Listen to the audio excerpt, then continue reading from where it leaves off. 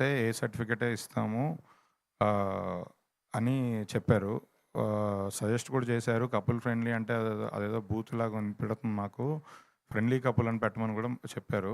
But ఆహ్, ఈ మినిట్‌లో సెన్సార్ జరిగి 3, 4 డేస్ బ్యాక్. ఈ మినిట్‌లో ఇప్పుడు టైటిల్ మారిస్తే అందరికి కన్‌ఫ్యూజన్ వస్తది. ఆడియన్స్‌కి రీచ్ వెళ్ళదు సరిగ్గా. ఈ ప్రాబ్లమ్ ఇది పెద్ద ప్రాబ్లమ్ దానికన్నా అని చెప్పి, లేదంటే టైటిల్ అయితే మార్చలేమని మనం ఏ సర్టిఫికేట్ తెచ్చుకున్నాం. బట్ జెన్యూన్‌గా చెప్తున్నా, సినిమా ఒక బ్యూటిఫుల్ లవ్ స్టోరీ. ఒక మంచి feel good emotional love story. ఇది మనం ఏ రేటెడ్ సినిమా రేంజ్ అంటే మనం ఏ రేటెడ్ సినిమా అంటే మనకు తెలుసు. అలాంటి బూత్ సినిమాలైతే ఏమీ లేదు.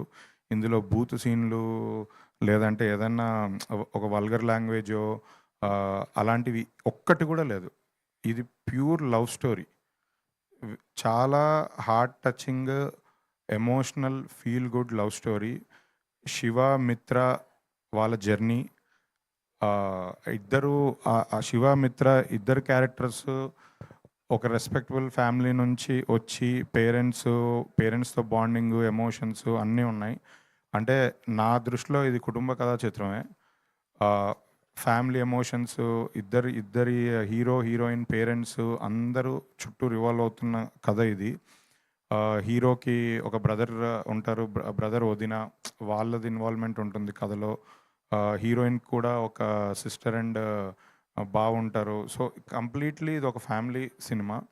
కేవలం ఒక టైటిల్ చూసి రాంగ్‌గా జడ్జ్ చేయడం, లేదా ఆ టైటిల్ రాంగ్‌గా ఎళ్తుంది అని ఇష్యూ చేయడం ఆహ్, కరెక్ట్ కాదని నాకనిపిచ్చింది.